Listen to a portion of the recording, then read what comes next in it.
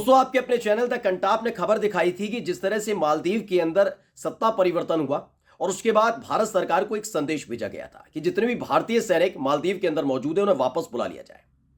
इसके फौरन बाद ही मालदीव के जो राष्ट्रपति हैं मोइजू, वो चले गए थे चीन में यात्रा की थी। कई तरह के वहां पर समझौते हुए थे। इन तमाम चीजों ने एक चीज खड़ी करके रख दी थी कि जो लगातार डंका पीटने का काम भारतीय जनता पार्टी के नेताओं की तरफ से, अंधभक्तों की तरफ से, बीजेपी के वाचाल प्रवक्ताओं की तरफ से और खासकर गोदी मीडिया एंकर और पत्रकारों की तरफ से किया जाता है, वो पूरी तरह से गलत है। यानी कि महामानव बनाने की कोशिश मोदी जी को की जाती है।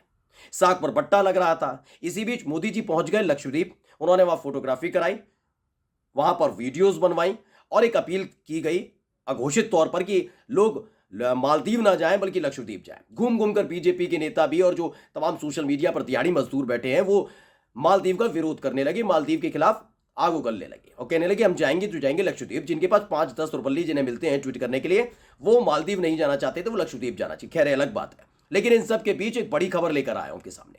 बड़ी खबर यह है कि जिस मालदीव को कोसने का काम बीजेपी के इशारे पर किया जा रहा था, उसी बीजेपी शासित केंद्र सरकार की वित्त मंत्री ने मालदीव पर दिल खोल कर प्यार लुटाया है। जी हां, आपका और हमारा पैसा, सरकारी खजाना उस मालदीव पर लुटा दिया गया है, जिसके खिलाफ माहौल बनाने की कोशिश इस देश में की जा रही थी। यानी आप और हम जैसे नहीं, बल्कि अंधभक्तों को, अपनी पार्टी के वर्करों को और तमाम नेताओं को ठग लिया गया है जो मालदीव का विरोध कर रहे हैं। नमस्कार, मैं हूं प्रांशुपाल गौतम और आप देख रहे हैं द कंटाप।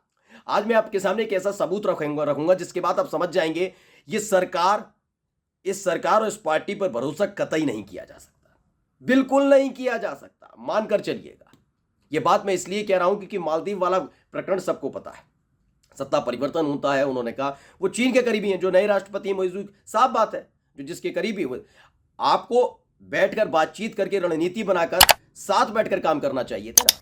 ये क्यों हो रहा है? कैसे महामानव है कि कभी कनाडा के प्रधानमंत्री जस्टिन ट्रूडो, कभी ब्रिटेन की तरफ से, कभी अमेरिका की तरफ से, कभी तुर्की की तरफ से, मतलब अलग अलग देशों की तरफ से हमारे देश के खिलाफ ऐसे आवाजें उठाने वाला है कौन? क्या हो क्यों रहा है ऐसे? जबकि देश में तो महामानव की सरकार है ना, तो महामानव कर क्या रहे हैं? हो क्या रहा है? ये छोड़िए, चलिए दूर दूर के देश, इस पूरे आसपास के कितने देशों में हमने निवेश किया, किन से अच्छे संबंध बनाए, ये बता सकते हैं? ये बहुत चिंता का विषय है। लेकिन सबसे बड़ी चिंता का विषय यह है कि महामानव की साख पर बट्टा नहीं लगना चाहिए। इसलिए लक्षद्वीप की उस तस्वीर, उस वीडियो को अंधभक्तों ने बहुत तेज रफ्तार से ट्वीट किया था। और यही नहीं, उस वीडियो को ट्वीट करते हुए लिखा था कि हम लक्षद्वीप जाएंगे, मालदीव नहीं जाएंगे, क्योंकि मालदीव के राष्ट्रपति ने हमारे देश का अनादर किया, हमारे सेना के जवानों को वापस भेजने की बात कही। खैर, चलिए, मैं भी कहता हूं मालदीव जाना चाहिए। लेकिन खबर जो बताती है कि मोदी सरकार तो मेहरबान है। कैसे? सबसे पहले एमॉक का मैं एक ट्वीट पढ़कर बताना चाहूंगा, उसके बाद खबर भी दिखाऊंगा। आप कहेंगे तो ट्वीट कोई भी कर देता, लेकिन देखिए एमॉक, इन्होंने लिखा बीजेपी सपोर्टर्स बॉयकॉट मालदीव्स, गोदी media boycott Maldives, Bollywood actors boycott Maldives, meanwhile Indian government allotted 770 crore for Maldives tourism revival in budget 2024। इसमें लिखा भी है अफगानिस्तान के लिए, बांग्लादेश के लिए, भूटान के लिए, नेपाल के लिए और मालदीव के लिए 770 करोड़ रुपए का आवंटन कर दिया। वित्त मंत्री निर्मला सीतारमण ने, मोदी जी ने 770 करोड़ का आवंटन मालदीव के लिए। यह कैसे हो गया भाई? अरे भाई, जो जिसके खिलाफ हम सबको एकजुट होना है। क्या ये वही वाली कहानी है कि चीन अगर कुछ करता है तो मामले को दबाने के लिए कहा जाता है कि चीनी जहालरों का इस्तेमाल बंद कर दे? क्या ये वो वाला तरीका है? क्या ये वही तरीका अपनाया गया है मोदी सरकार की तरफ से कि आप हमसे कह रहे हैं, आपके पिछलग्गू नेता हमसे कह रहे हैं, हमसे कहा जा रहा है कि मालदीव नहीं जाना है, और आप पीछे के रास्ते से क्या कर रहे हैं? मालदीव को सपोर्ट कर रहे हैं। यह राष्ट्रभक्ति है आपकी? अगर अभी कोई आदमी मालदीव चला जाए घूमने और फिर फोटो डालते उसे भी, अभी आप जानते क्या कहा जाएगा उसे? देशद्रोही, क्योंकि उसने हमारे देश की सरकार, हमारे देश की सेना के बारे में यह कहा, लेकिन हमारी देश की सरकार ही मालदीव के लिए व्यवस्था कर रही है। उसको कौन देखेगा भाई? और खबर कैसी है देख लीजिए, खबर भी लिखी हुई है। हिंदुस्तान ने खबर छापी, उसकी दिखाऊंगा, लेकिन सबसे पहले भारत की खबर देख लीजिए। क्या लिखा? साफ साफ अक्षरों में लिखा है, मोटा मोटा पढ़ लो। भारत को आंख दिखाने वाले मोइजू के मालदीव पर बजट में मेहरबान हुई वित्त मंत्री। कैसे? पढ़िए। भारत और मालदीव के बीच पिछले कुछ समय से तनातनी चल रही है, लेकिन आज पेश अंतरिम बजट के मुताबिक 2023-24 में मालदीव का संशोधित बजट में 770 करोड़ रुपए भारत ने मालदीव के लिए शुरुआत में 400 करोड़ रुपए आवंटित किए थे, लेकिन संशोधित बजट में यह रकम करीब दोगुनी कर दी गई।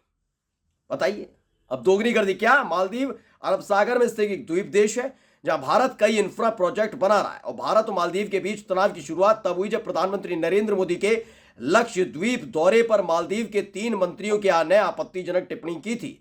भारत की कड़ी प्रतिक्रिया के बाद इन तीनों मंत्रियों को हटा दिया गया, लेकिन इसके साथ ही भारत में मालदीव के बहिष्कार की भी मुहिम शुरू हो गई थी। कह रहे थे ना, आपने देखा होगा, बॉयकॉट मालदीव, बॉयकॉट मालदीव। कैसे करेंगे? सरकारी नतमस्तक खड़ी है। क्यों हमारी भावनाओं से खेलते हैं क्या? एक तरफ कह रहे हैं कि बॉयकॉट करिए, दूसरी तरफ गलबैया कर रहे हैं। लक्षद्वीप को बढ़ावा देंगे, हमारे देश का हिस्सा हम करेंगे, लेकिन मालदीव जाने वाले व्यक्ति के लिए ये दिहाड़ी मजदूर जो सोशल मीडिया पर बैठा लिए गए हैं, वो गंदगी कैसे बोल सकते हैं? फिर जब हमारी सरकार देने के लिए तैयार है पैसा, तो ऐसा क्यों? यही खबर देखिए, दूसरी खबर यहां से भी हिंदुस्तान ने खबर छापी है, और हिंदुस्तान ने जो लिखा, लिखिए, भारत के बजट 2024 में मालदीव को बड़ा झटका। जबकि नीचे खबर नहीं की, उल्टी भी पढ़ लीजिएगा। भारत सहायता राशि में 22% तक कटौती, श्रीलंका की बल्ले बल्ले। इनके मुताबिक मालदीव में बुनियादी विकास के लिए सहायता के रूप में भारतीय सरकार की तरफ से 600 करोड़ रुपए आवंटित किए गए, जो सरकार द्वारा विदेशी देशों को दी जाने वाली तीसरी सबसे बड़ी सहायता है। 2023-24 में मालदीव को 770 करोड़ रुपए की सहायता दी गई, जो 2022-23 में दिए गए 183 करोड़ रुपए से 300% अधिक की वृद्धि है।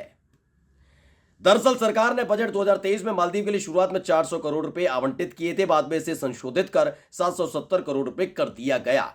मैं ये जानना चाहता हूं, चलिए आप सहायता करते हैं, आप भी कहेंगे कि भाई आसपास के देशों के साथ इस तरह से एकाएक संबंध नहीं बिगाड़े जाते। चलिए मान लिया, मैं भी मानता हूं, चलो मान लिया नहीं बिगाड़े जाते। तो बॉयकॉट का जब ये चल रहा होता है सेशंस, और इसमें तमाम बीजेपी के नेता भी शामिल होते हैं, तो उनको पद से क्यों नहीं हटाया जाता? क्यों इस देश की जनता को बरगलाने का काम किया जाता? पहला सवाल। दूसरा जवाब सवाल जो है ये है कि आप करिए, सहायता करिए, लेकिन उसकी हैसियत के हिसाब से करिए ना, क्योंकि हमारा तो अब दुश्मन हो गया ना, वो चीन की गोद में बैठ रहा है। या तो पहले ही ये कदम उठा लेना चाहिए था। जिस दिन चुने गए मौजूद उसी समय से वो आंखें दिखा रहे थे। क्यों तब से बात करनी जरूरी नहीं समझी? तब गोदी मीडिया, गोदी एंकरों के कहने पर लगातार देश के अंदर माहौल बनता रहा। क्या कभी किसी ने सोचा कि चारों तरफ जो हमारे देश हैं, नेपाल, कभी बांग्लादेश, कभी मालदीव, कभी श्रीलंका, पाकिस्तान पहले से ही है, तो क्यों कभी किसी ने सोचा है कि देश कैसे एक एक करके चीन की गोदी में बैठ रहे हैं? ये महामानव कर क्या रहे हैं भाई? बस एक काम करना है, चीन कुछ करे।